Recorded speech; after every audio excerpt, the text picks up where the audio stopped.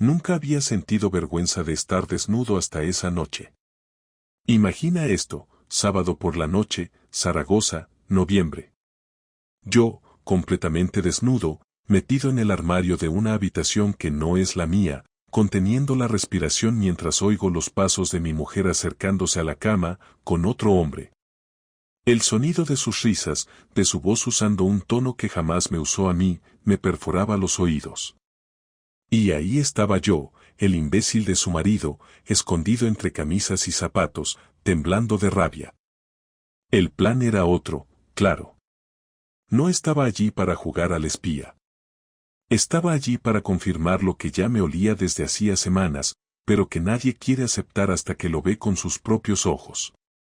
¿Cómo llegué a eso? Todo empezó 2 semanas antes. Laura, mi mujer, me dijo que iba a pasar el fin de semana en casa de su amiga Beatriz. Una escapada de chicas. Spa, cenas, vino, desconectar de los maridos. Me sonó raro, pero no dije nada. Lo que me hizo sospechar fue que olvidó su cepillo de dientes, pero se llevó lencería nueva. Cosas que uno no se cuestiona hasta que empieza a hacerlo. A los pocos días, un amigo mío, Rubén, me llamó. Estaba tomando algo con su novia en un bar de Valdespartera cuando vio a Laura entrando a un bloque de pisos con un tío. No la confrontó, no hizo fotos. Solo me lo contó. Con cuidado, como si me estuviera entregando una bomba. Y ahí fue cuando se me cruzaron los cables. No podía seguir con la duda. Así que hice lo que cualquier hombre desesperado y enloquecido por el presentimiento hace, improvisé. Fingí un viaje de trabajo y me quedé en Zaragoza. Y el sábado por la tarde la seguí. Ella se arregló, se perfumó más de la cuenta, salió sin despedirse, casi con prisa. Cogí el coche y la seguí a distancia. A las 19:42 entró a ese mismo bloque de pisos. Yo aparqué, esperé, y cuando vi a otro tipo entrando con cervezas y una bolsa del Mercadona, confirmé mis peores sospechas. Pero no me fui. No. Yo quería verlo todo. Saber con quién. Saber cómo. Saber por qué. Así que esperé. Esperé hasta que alguien salió del edificio y le sujeté la puerta. Subí las escaleras en silencio. Y cuando oí su risa salir de un piso en la 3ª planta, me colé. La puerta estaba entreabierta. No me preguntes por qué. Quizá porque no pensaban que el marido cornudo fuera tan gilipollas como para presentarse allí. Pero lo hice. Entré, y lo primero que vi fue su abrigo tirado en el suelo y 2 copas de vino en la mesa. Entonces escuché que se iban al dormitorio. Y yo no sé ni cómo acabé dentro del armario. Y ahí empezó todo. Desde ese armario, y lo digo sin dramatismo, el mundo se me reordenó. El aire ahí dentro olía a perfume caro y a suavizante de ropa ajena, pero no fue eso lo que me hizo aguantar. Era el silencio antes de la tormenta lo que me tenía clavado. Me di cuenta de que no había marcha atrás en lo que estaba a punto de presenciar, pero tampoco quería quedarme con la duda. Escuchaba cómo se movían, cómo reían entre susurros, y algo dentro de mí se quebraba con cada palabra que salía de su boca. El muy cabrón tenía esa voz de tío sobrado, de los que se saben guapos, y lo peor es que ella se reía de una forma que hacía años no escuchaba. No es que yo no supiera hacerla reír, es que a mí ya no me escuchaba con ganas. Estaban tan tranquilos, como si yo no existiera, como si ella nunca se hubiera casado, como si los 10 años que llevábamos juntos fueran una anécdota, como si lo que habían construido con sus manos mientras se desnudaban tuviera más peso que una década de madrugones, cenas compartidas, domingos tontos y discusiones por tonterías. Todo eso, por lo visto, se podía borrar en una sola noche si había otra cama más emocionante. Escuché cómo se desvestían, como ella le decía cosas que jamás me había dicho a mí, cosas que pensé que ni siquiera le gustaban, y entendí que llevaba mucho tiempo viviendo con alguien que ya no era mi mujer.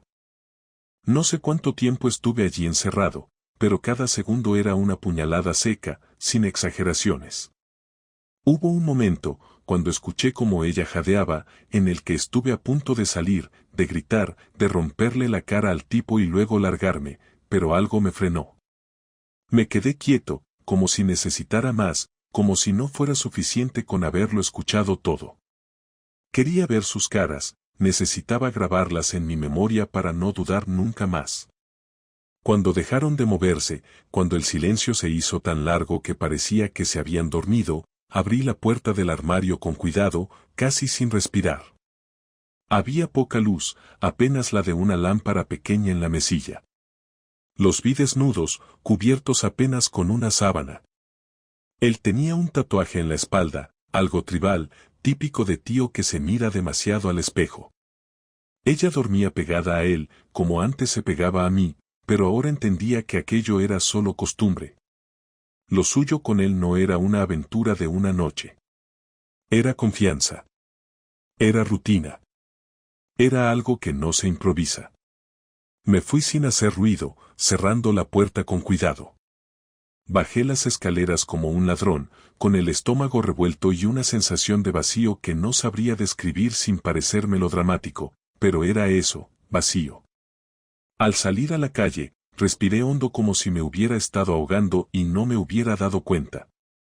El frío de la noche me devolvió un poco la lucidez.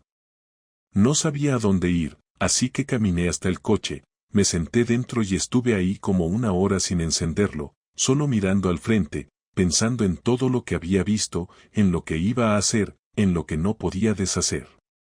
El orgullo me pedía una reacción inmediata, pero había algo en mí que quería pensarlo bien. Ya no era solo una infidelidad. Era un plan. Era una mentira con forma de fin de semana entre amigas. Era una historia paralela con nombre y apellido. Cuando por fin llegué a casa, ya pasaban de las 2 de la madrugada. Me duché, no porque lo necesitara, sino porque sentía que me había quedado con algo de la suciedad de esa escena. No dormí. Me senté en la cocina, abrí una cerveza y estuve ahí hasta que amaneció. En mi cabeza empezaban a tomar forma varias ideas. Una de ellas, la más fuerte, era la de no decirle nada. Fingir que no había pasado nada, seguir como si todo estuviera bien y prepararme para destruirla por dentro sin que ella lo supiera. Pero había otra, más directa, más brutal, enfrentarla. Decirle todo lo que vi, todo lo que escuché, sin dejarle espacio para excusas. Pero eso era lo fácil, lo impulsivo. Yo quería más que una discusión. Quería que le doliera.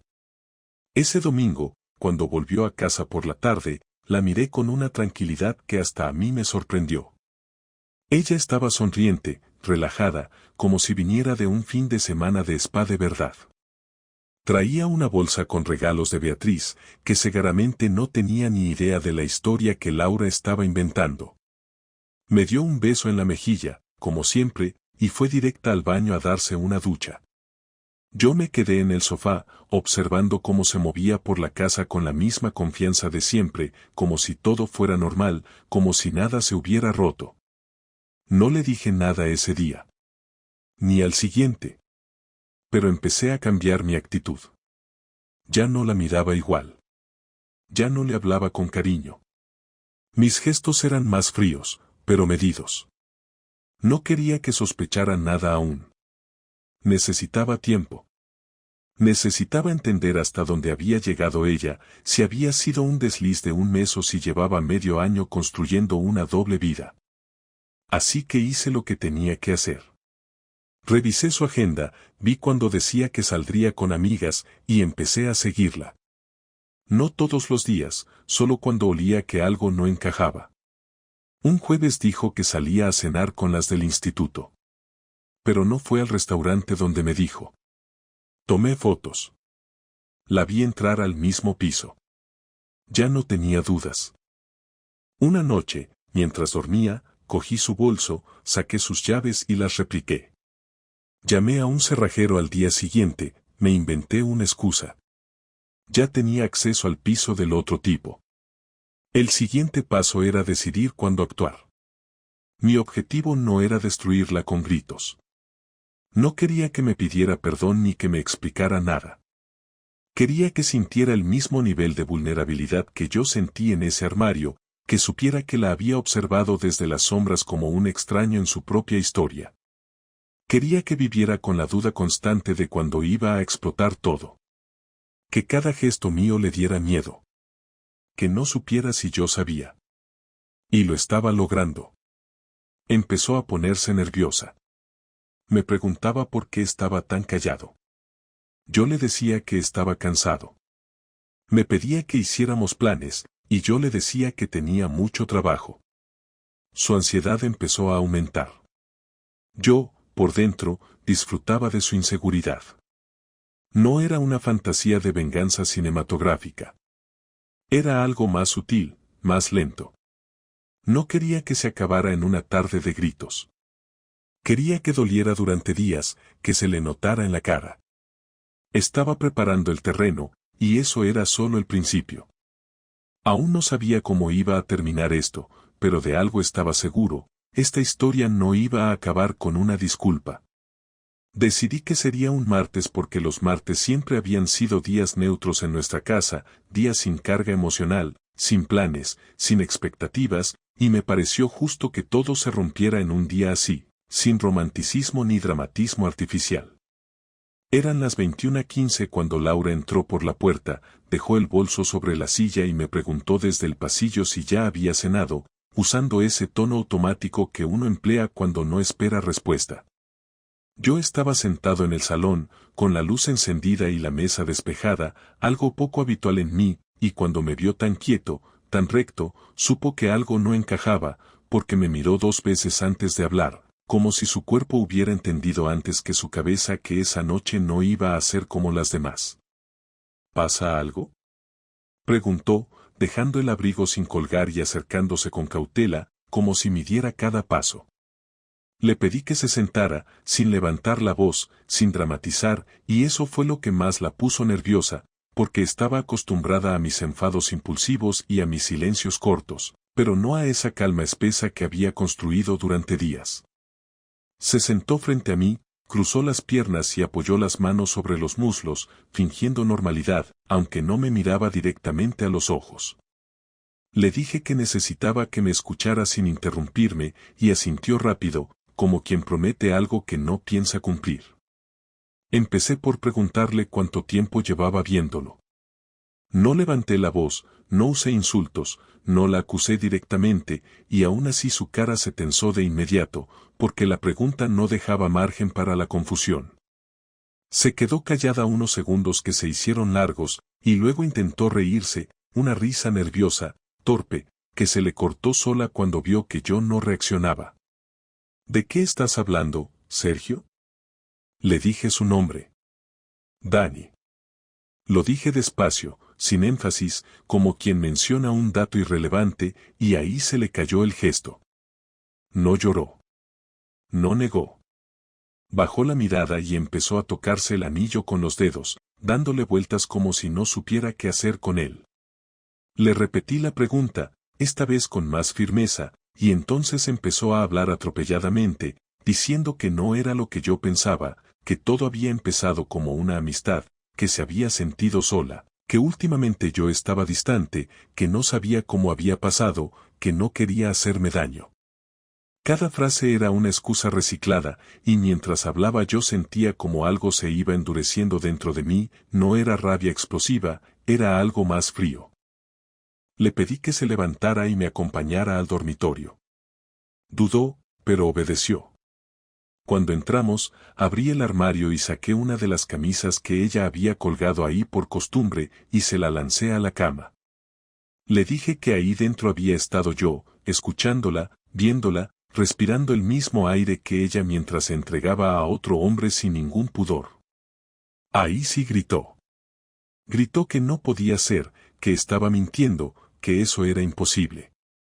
Me acerqué tanto que tuve que hacer un esfuerzo consciente por no tocarla, y le dije exactamente a qué hora había entrado en ese piso, qué había dicho al cerrar la puerta, qué risa había soltado antes de ir al dormitorio. Se le doblaron las piernas y tuvo que sentarse.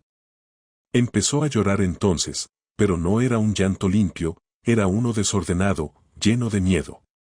¿Por qué no saliste?, me preguntó entre sollozos. ¿Por qué no dijiste nada? Le contesté que porque necesitaba saber quién era ella de verdad, sin máscaras, sin discursos preparados.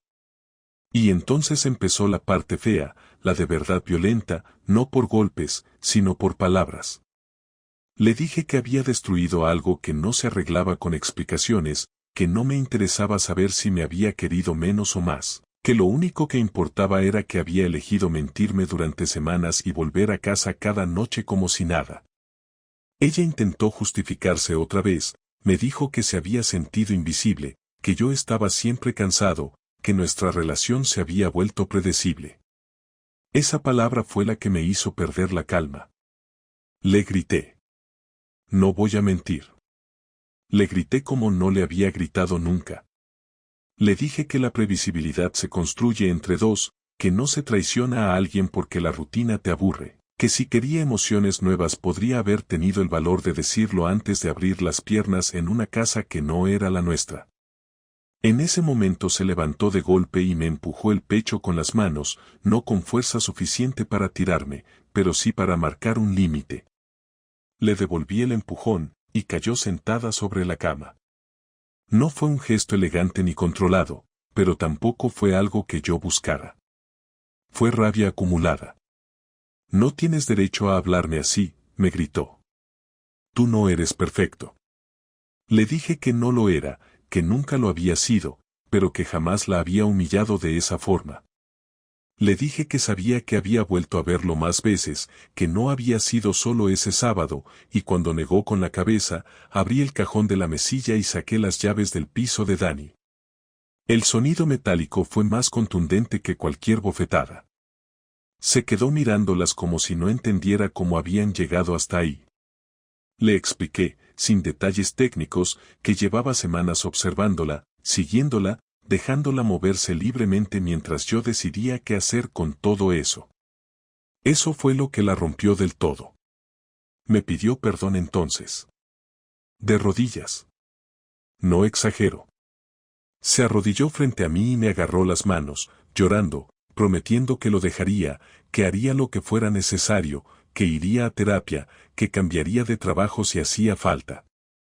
Yo la miré desde arriba y sentí una mezcla rara de pena y distancia.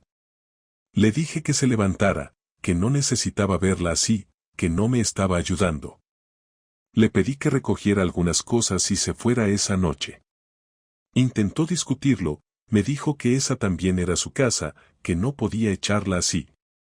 Le respondí que no la estaba echando, que le estaba dando espacio para que pensara, porque yo ya había pensado suficiente. La discusión siguió durante más de una hora, con idas y vueltas, con reproches antiguos saliendo a la superficie, con recuerdos que se usaban como armas.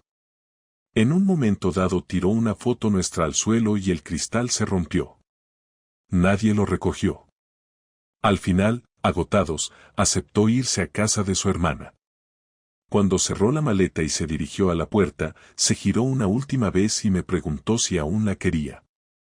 Le dije la verdad, sin adornos, que ya no sabía quién era ella, y que sin eso no había nada más que decir.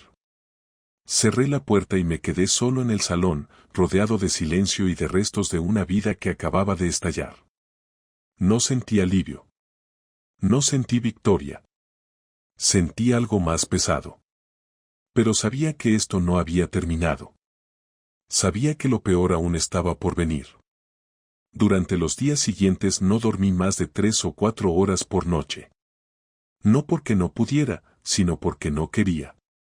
Me costaba cerrar los ojos sabiendo que ella estaba a solo unos barrios de distancia, en la casa de su hermana, con el móvil en la mano probablemente repasando mensajes, nerviosa, esperando saber en qué momento iba a reventar todo.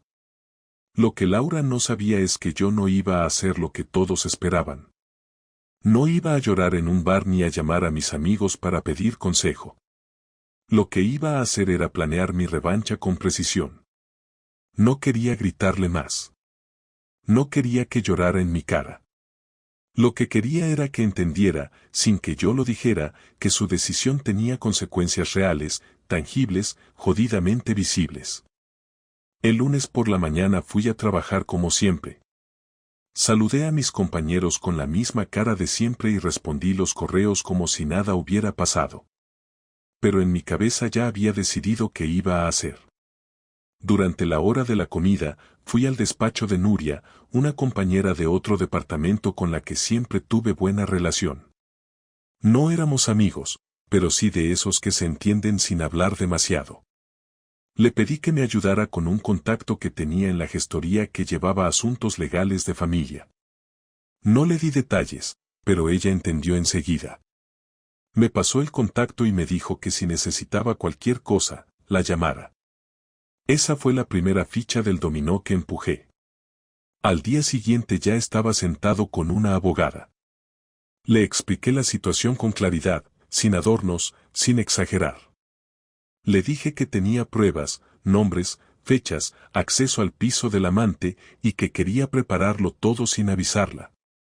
Ella tomó nota de todo, me hizo preguntas concretas y cuando terminamos me dijo que lo que tenía era más que suficiente. Me explicó cómo presentar el divorcio, qué implicaría en lo legal, cómo podía jugar con la propiedad de la casa y cómo se podía evitar cualquier tipo de compensación económica para Laura si probaba la infidelidad. Me fui de ahí con un plan armado y con la sensación de que no estaba perdiendo el control, sino recuperándolo. Esa misma tarde, hice otra cosa que llevaba tiempo queriendo hacer, fui a ver a la madre de Laura. No nos llevábamos especialmente bien, pero ella siempre había sido directa, de las que no se callan lo que piensan. Le pedí hablar a solas y le conté todo, absolutamente todo. Desde la noche que estuve en el armario hasta la última pelea, pasando por los seguimientos, las llaves duplicadas y el tono en el que ella me mintió durante semanas. No la hice para que me diera la razón, ni porque necesitara su aprobación. Lo hice porque sabía que Laura le tenía respeto, incluso miedo, y quería que desde ahora su madre también supiera de qué lado estaba la verdad. No lloró, ni se escandalizó. Me miró en silencio, se levantó, me dio una palmada en el hombro y me dijo que hiciera lo que tuviera que hacer. Volví a casa y saqué del armario todas sus cosas. No rompí nada. No tiré nada. Simplemente las doblé, las metí en cajas y las dejé ordenadas en el pasillo. Luego, escribí una nota corta y clara: pasa mañana a por esto. No quiero verte, así que te agradecería que me avisaras una hora antes de venir. Lo nuestro termina donde empieza la mentira. Sergio. No firmé con insultos. No usé amenazas. No tenía que. Lo que venía después iba a hablar por sí solo. El miércoles me llegó una notificación de su abogada. Laura ya sabía que había iniciado el trámite. Intentó llamarme esa misma noche, y no contesté. Luego me mandó un mensaje largo, casi poético, hablando de todo lo que habíamos vivido, de cómo se había equivocado, de que merecíamos una segunda oportunidad. No le respondí. No porque no tuviera nada que decir, sino porque ahora el silencio dolía más que cualquier palabra. Al día siguiente, fue a casa a recoger sus cosas. No estaba yo. Le pedí a mi primo Dani que estuviera ahí por si intentaba alargar el momento. No pasó. Se llevó las cajas, dejó un sobre con una carta dentro que rompí sin leer y se fue sin hacer ruido. Durante el fin de semana, Dani vino a casa y estuvimos hablando durante horas. Me preguntó si pensaba rehacer mi vida, si iba a buscar a alguien más, si quería salir a despejarme. Le dije que todavía no. No porque siguiera enamorado, sino porque no me apetecía jugar a construir algo nuevo mientras todavía estaba recogiendo los restos del derrumbe. Pero sí había algo que quería hacer, y eso incluía a Dani. Le pedí ayuda para preparar la última parte de todo esto. Fui al piso de Dani, el otro Dani, el amante, con mis llaves en el bolsillo. Esperé a que se fuera por la tarde, cuando Laura ya no estaba. Entré con guantes, sin hacer ruido, sin mover nada que no tuviera que mover. Dejé una carpeta sobre la cama, con copias de las pruebas, una carta dirigida a él y una copia de la demanda. En la carta le expliqué quién era yo, cuánto tiempo llevaba con Laura, cuánto había aguantado y observado, y qué pensaba de alguien que se metía en la cama de una mujer casada sin preguntarse a quién estaba traicionando realmente. No usé insultos. Lo que escribí era peor.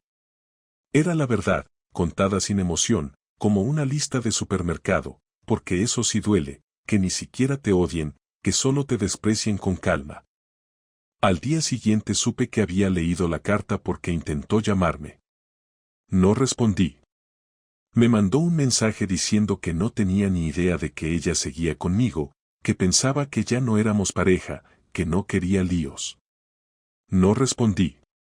Después supe por un amigo que había discutido con Laura, que se habían dejado de seguir en redes, que ella lo había bloqueado. No me alegró. Pero sí me dio una sensación de cierre. El lunes por la mañana, volví a la oficina. Todo seguía igual. El mismo café amargo, las mismas reuniones inútiles, los mismos correos sin urgencia. Pero algo dentro de mí había cambiado. No era que estuviera bien. Aún no. Pero había dejado de estar en el fondo. Ya no era un hombre escondido en un armario. Ya no era un marido traicionado. Ahora era alguien que había tomado decisiones. Y eso, por ahora, era suficiente. El jueves por la tarde, justo después de salir del trabajo, recibí un mensaje suyo. No me pedía volver ni intentaba justificar nada, simplemente decía que necesitaba hablar conmigo una última vez, cara a cara, sin abogados, sin gritos. Me lo pensé durante un buen rato. La primera reacción fue ignorarla. No tenía sentido, no iba a cambiar nada, y ya lo habíamos dicho todo, pero al mismo tiempo sentí que todavía había algo pendiente, algo que no se podía cerrar con una carta o con una maleta llena de ropa, así que le respondí que sí, pero que sería en un lugar público. Me negaba a volver a abrirle la puerta de casa, no después de todo lo que había hecho, así que le propuse un café en la terraza de un bar discreto del centro, el sábado a las 6. Aceptó sin discutir. Llegué 10 minutos antes. Me senté al fondo, donde no había mucha gente, y pedí un café solo. Ella llegó puntual. Llevaba ropa sencilla, sin maquillaje, y por primera vez en años noté que no estaba actuando. No fingía estar bien, ni intentaba parecer tranquila. Se sentó frente a mí y durante los primeros segundos no dijo nada, solo me miró, esperando que yo abriera la conversación. No lo hice. Dejé que hablara ella, porque esa era su responsabilidad ahora. He pensado mucho en cómo empezar esto, pero la verdad es que no tengo una forma correcta, dijo, con la voz apagada pero sin temblar. No te voy a pedir perdón porque entiendo que eso ya no significa nada, y tampoco espero que me entiendas, pero quiero decirte algunas cosas antes de que todo termine del todo. Asentí con la cabeza sin decir palabra. Me mantuve en silencio porque sabía que, si abría la boca, iba a perder el control. Así que la dejé seguir. No fue algo planeado, continuó. No me levanté un día pensando que iba a engañarte. Sé que suena estúpido, pero fue así. Empezó como algo pequeño, como una forma de sentirme viva otra vez. Me costó entenderlo al principio, pero cuando me di cuenta de lo que estaba haciendo, ya estaba demasiado metida. Y no lo paré. No porque no pudiera, sino porque no quise. En ese momento levanté la vista y la miré directamente. No porque necesitara una confirmación, sino porque quise ver si había honestidad o solo estaba repitiendo un guión. Pero lo que vi en su cara no era ni miedo ni culpa, era agotamiento. Como si por fin aceptara que no había nada más que decir para salvarse. No te estoy diciendo esto para que me perdones, añadió. Sé que no lo vas a hacer, y sé que me lo merezco. Solo quería que supieras que lo que pasó no fue por falta de amor. Yo te quise, Sergio. Te quise de verdad durante muchos años. Pero llegó un punto en el que empecé a vivir en automático. Tú también lo hiciste. Dejamos de hablarnos, de tocarnos, de mirarnos como antes. No te estoy echando la culpa, pero tampoco me quiero quedar con todo el peso encima. No tienes que justificarte más, le respondí sin levantar la voz. Ya hiciste tu elección. No te estoy juzgando, solo estoy intentando seguir adelante. Y si te soy sincero, me da igual si lo planeaste o no. Lo que hiciste habla por sí solo. Y eso es lo que queda. Ella bajó la mirada. Por primera vez, se quedó sin palabras. Le di un sorbo al café, que ya estaba frío, y esperé a ver si tenía algo más que decir. Lo tuvo, claro que lo tuvo. Siempre hay algo más. ¿Tú crees que algún día podremos llevarnos bien? Preguntó, como si de verdad le importara. No por volver, eso no. Pero, no sé. ¿Cómo personas que compartieron algo importante? No lo sé, contesté sin rodeos. Supongo que todo depende de cómo acabe esto. Si vas a pelear por cada cosa, si vas a poner trabas, si vas a intentar quedar como la víctima, entonces no. Pero si haces las cosas como deben hacerse, sin juegos, sin escenas, quizás con el tiempo podamos saludarnos sin rencor. Pero no me pidas ahora que lo imagine. Se quedó callada de nuevo, con los ojos rojos pero sin llorar. Supongo que ya había gastado todas las lágrimas. Yo también. La camarera se acercó a preguntarnos si queríamos algo más y ambas dijimos que no. El silencio se alargó un poco más, hasta que Laura respiró hondo y volvió a hablar.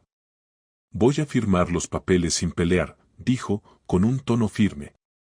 No quiero alargar esto más.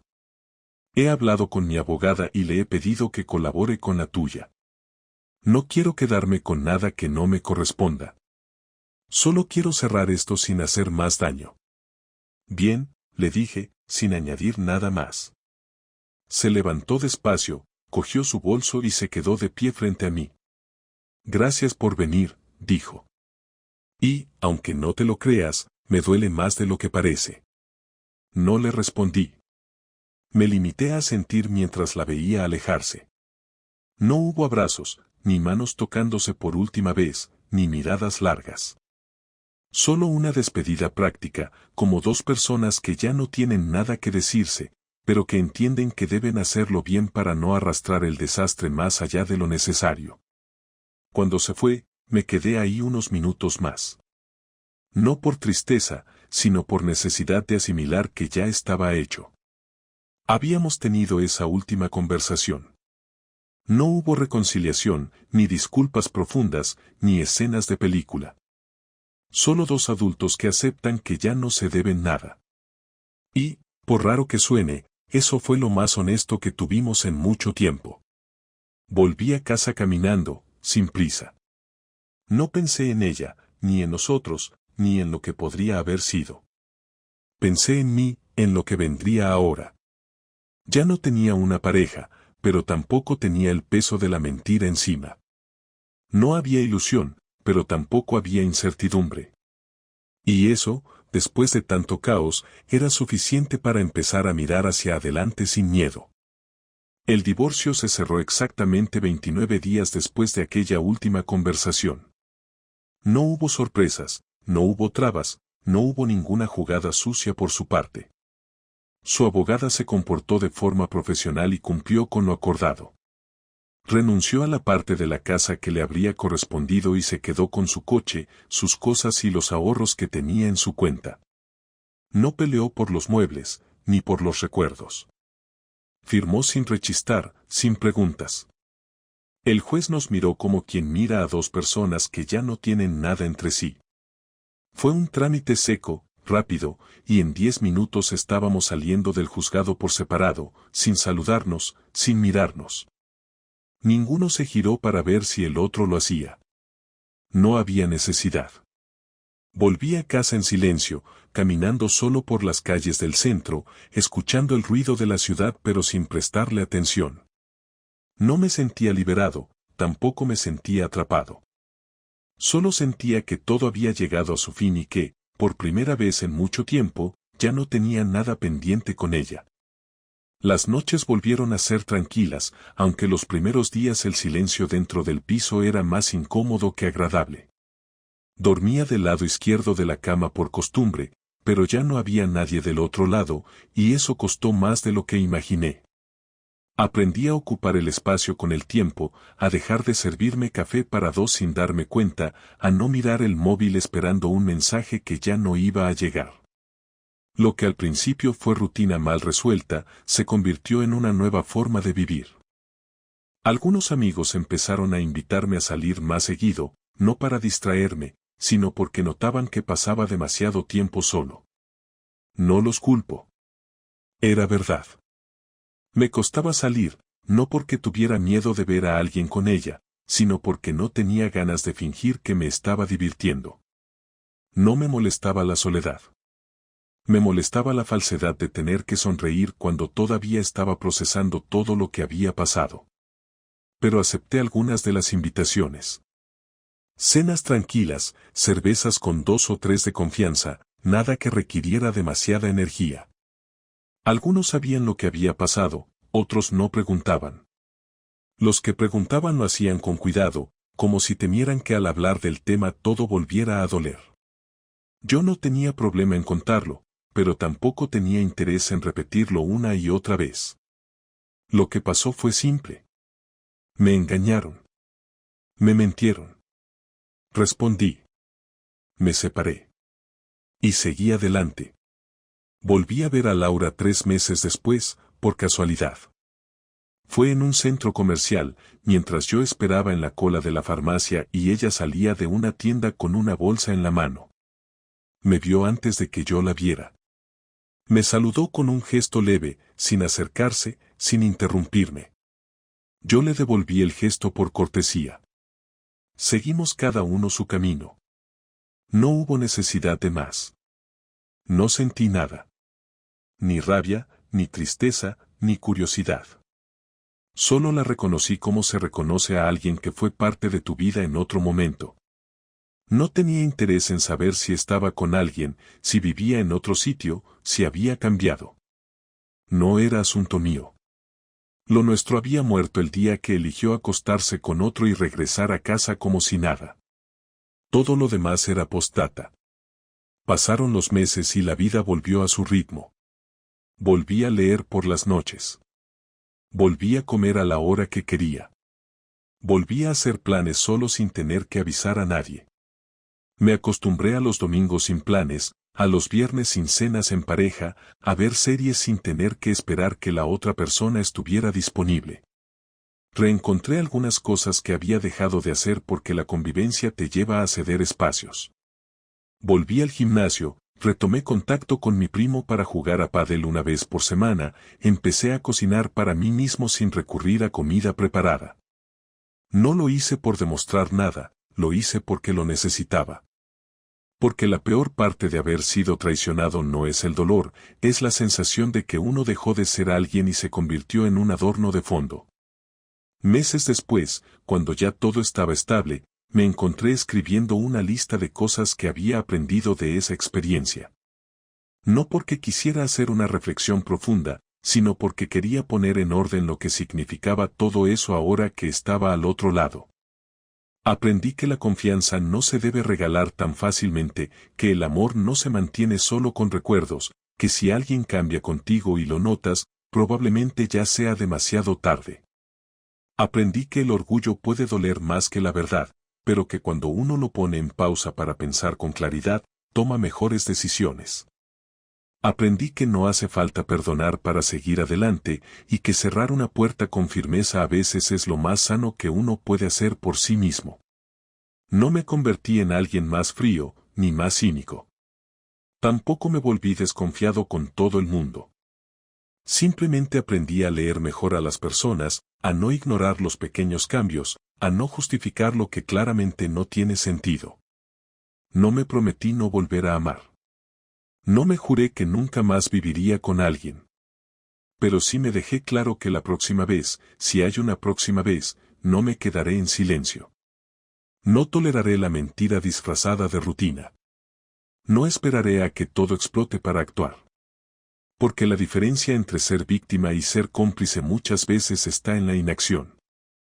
Hoy, casi un año después de aquella noche en el armario, vivo solo, sin drama, sin sobresaltos. No estoy enamorado de nadie, ni busco estarlo. Si llega, bien. Si no, también. Trabajo tranquilo, tengo mi espacio, duermo bien y no le debo explicaciones a nadie. A veces me preguntan si estoy mejor.